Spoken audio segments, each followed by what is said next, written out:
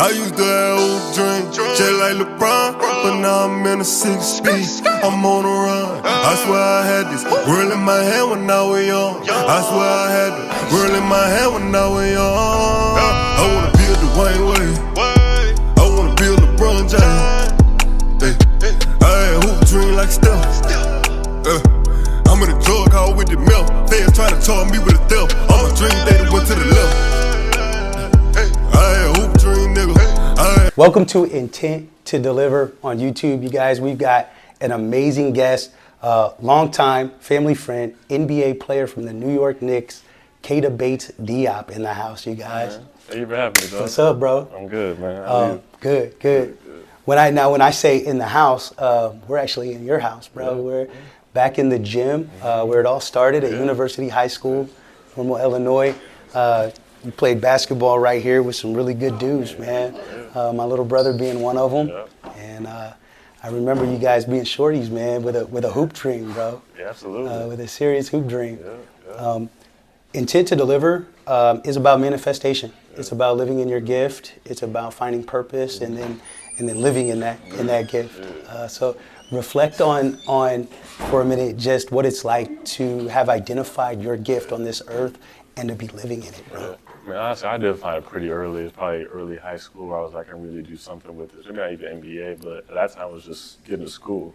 The big thing my family preached to me was education, and free education is the best, you know what I mean? So basketball was my kind of pathway to that initially, and then as high school kind of grew, it was like, I can do it to the top, you know, the biggest league in the world. I put my mind to it, put my focus to it, and that's what I did.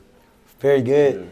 And, you know, talk to me, like, what does it feel like to be, you know, back at home, bro? Like the feeling, like, you know, being an NBA player, you know, on the road life, you know, I know you're back here for a cause, for the KBD camp, but, you know, even if it's just for a day, even if you got to jump back on that airplane tomorrow for 24 hours to, like, be in town, to see your family, to get those hugs, to see those familiar faces. What's that like for you, bro? It means a lot. I used to be traveling around a lot. I live out of hotels, out of suitcase. Even though we're home, we're only home for a couple of days. No matter what team I'm with, we're never home for weeks at a time or a month at a time. So when I come back here, it's just all love. You know, the style of walking through these hallways, through the gym, seeing you, my family, friends, coaches, teammates, all coming through here throughout the day, and it's better than the home is just home. I mean, it's the only way to describe it. Home is home. Yeah, no, for sure.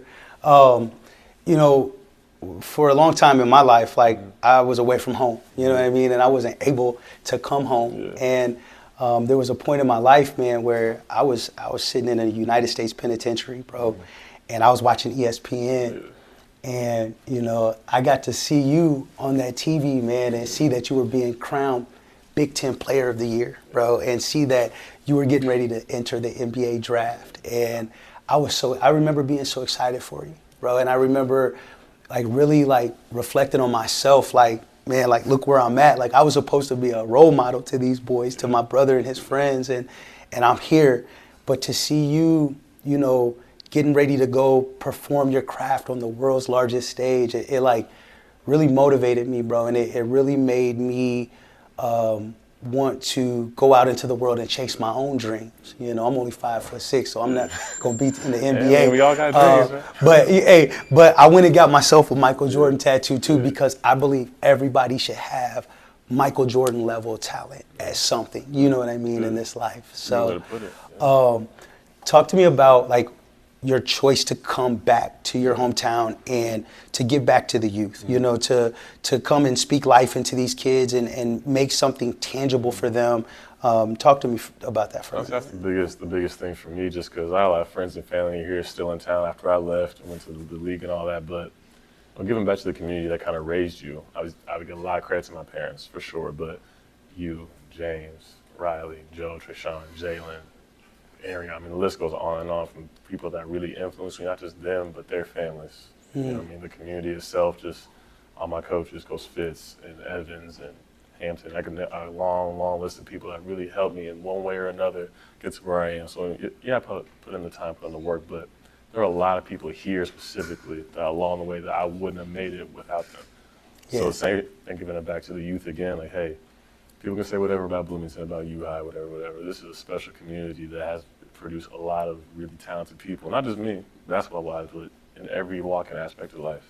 Yeah, something you and I mentioned in the gym earlier, like, with your tight schedule and, all the things, like, do you ever find yourself, like, getting overwhelmed, bro? Like you're all these things are coming at you and you get overwhelmed and you have to take a deep breath for a minute and be like, remember, like, I asked God for this and it's here now. Absolutely. Like you said, I asked for this. I wanted this. But earlier on in my career, even in high school, college, I found it really, really hard to find the balance between the work, my personal life, the fun I wanted to have. But now that I'm older and I've just seen enough, and veterans and older people tell me how to kind of lay your day out, lay your week out, lay your summer out, kind of help me get everything under control, right? So yeah, I'm overwhelmed, yeah, I'm busy, but I just kind of stick to a relatively tight schedule with a little room for error here or there, but just, human stuff, whether it's oversleeping, it's on a flight, whatever it is. But for the most part, I have a really balanced schedule life where no matter what's going on, I know, okay, this is my block window. I have this time to do this.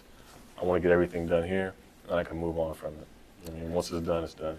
Now, what age were you, like, when that drive, when that determination? Do you remember there, like, an age where that switch flipped and you were locked in, like, you know what, I'm gonna make this my goal and I'm gonna go all in? Honestly, it was multiple ages or steps. I would say it's probably entering high school. Was one of them, and my dad had pushed me before about school and basketball. So that was my first, not first specific moment, but I would say entering high school was one. Okay. And then committing to Ohio State, I going into my junior year, because then I knew it was like a real thing at that point. I knew I was going there, so that was another one where I had to kick it up another notch. And then a couple times in college, and then the next big one would have been when I declared that day, because it was a whole new beast, something I'd never been a part of, something I always dreamed about, but I didn't know how to attack it yet. Mm-hmm. So I know whatever I had to do, I had to change my mindset, physical, mental, everything before I even got there. So it kind of, and it still happens. It still happens. It's like those moments are continuing. It's not just one in a lifetime.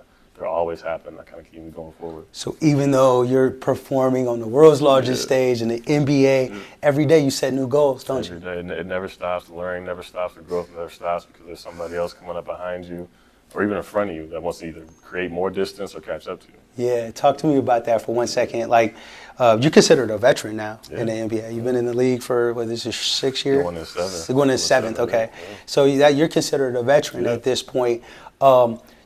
Tell me, like, what do you do to stay relevant in the league to keep, some of those younger players that are hungry from coming in and moving in and taking your spot? See, part of it, or a lot of it, is health. Yeah, I'm not old by any means. I'm 28, but NBA-wise, like you said, I'm over middle age. The league's getting younger and younger, so part of it's just health, taking care of my body, eating the right things, getting the right sleep, drinking a ton of water, a ton of electrolytes, lifting the right way. That's good for my body. What you need might not be what I need. Sure. Right. So knowing my body and knowing the things I need to stay ready and stay fit. So before I even get on the court, I'm ready. And the on the court stuff is the easy part. It's just working out. It's knowing your game, right? So that's the easier part. But now I'm getting older. Body's breaking down a little bit more than it was when I was 20, 21. Yeah. Okay, now I got to do this. I can't stay out super late anymore all the time, right? I can't eat bad food, which I really don't anymore. I just can't do it. I'll feel it for days coming after, right? So the young guys can do that, and they'll catch up and they'll surpass you. And I can't let that happen. That's all little things kind of add up to staying relevant. Trust me, I get it, man. I'm a furniture mover, you know what I mean? And there's the young guys every day coming up in the furniture moving game, and so I even found myself having to go on a little weight loss journey and getting myself back, healthy to stay relevant in my profession. You know what I mean? It's a physical profession, and there's a young guy out there that's waking up every day ready to take my spot. Absolutely. So like, I get it.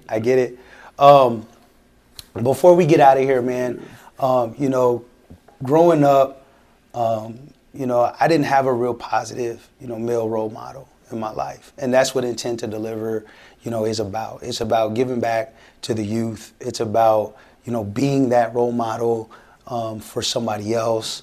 Give, the kids that are going to subscribe to Intent to Deliver and come check out your interview, just give them one last, some motivation, some mindset, of what you carry around with you every day. Any final thoughts from you, bro? Honestly, I would say, there's so many things. I could sum it up. It's just a daily, every day, no matter what's going on, you gotta do what's necessary. You gotta make sacrifices. You gotta put in the work. like this is a very simple formula, I think, right? Like making the right decisions, as you can attest to, right? Like one wrong decision can alter your whole life, and then it's just never the same after that. Or one right decision could change your life forever. So it's an every day. You gotta wake up every day and want to do it, even if you don't want to do it. If that's your dream, you gotta go after it every single day. So I got to clear some stuff up with the guys, man, because they don't believe me. And I want to ask if you remember, right? So there was one game at the Shirk Center, right? You guys were in a tournament, and your coach wasn't there. Do you remember me filling in as your guys' coach at the West Virginia Shirk Center? Yes. Come on. I just throw it out there that, I stepped in one game, coached you one game, and you made it to the league, bro. So I'm just putting that out there. It's all facts. Like I said, I'm not saying there's any connection.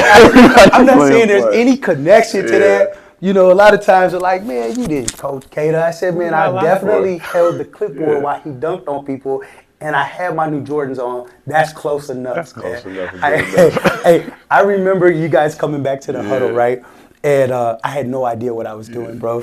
And you guys all came in the huddle. You came, Malik, and Trayshawn, and everybody came in, and I said, okay, I don't know what you guys just did, but whatever you did, do it again on 3. Ready? 1, 2, 3. And I remember, and you guys were out there, and the parents were coming up, and they were like, "You've done an amazing job with these boys." And I'm